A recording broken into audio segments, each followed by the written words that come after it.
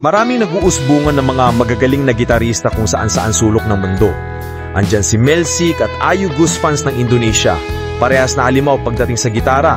Mahusay yung kanilang mga teknik, shredding, sweeping, arpeggio, tapping, hybrid picking at kung ano-ano pa.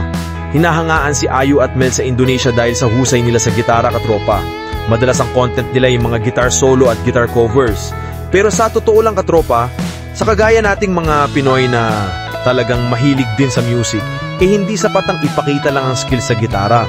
Mas gusto nating makita ito na ina-apply sa kanta gaya ng ginagawa ni Neysha ng bandang Mission Souls.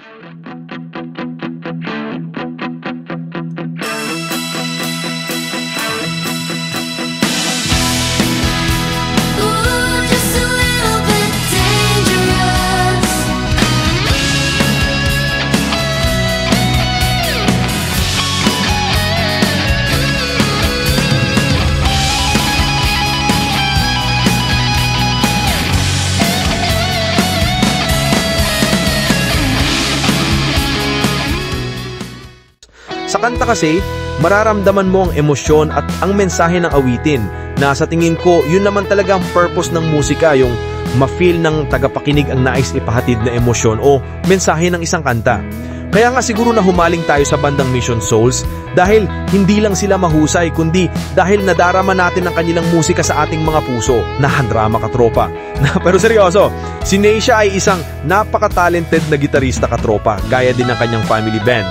At kaya siya kakaiba sa ibang mahusay na gitarista gaya ni Melsik at Ayu Guzfans ng Indonesia. Si Neysha yung tipo ng gitarista na hindi lang mahusay kundi isang alagad talaga ng sining. Kung saan-ayon ka na gifted si Neysha at ang bandang Mission Souls, mag-comment ka sa baba, katropa, at mag-subscribe ka na sa bandang Mission Souls. Ganon din si FB page ng Mission Souls Army. At syempre ang ating munting channel din. O siya, katropa, kita-kits ulit tayo sa mga susunod ko pang mga video. Peace out!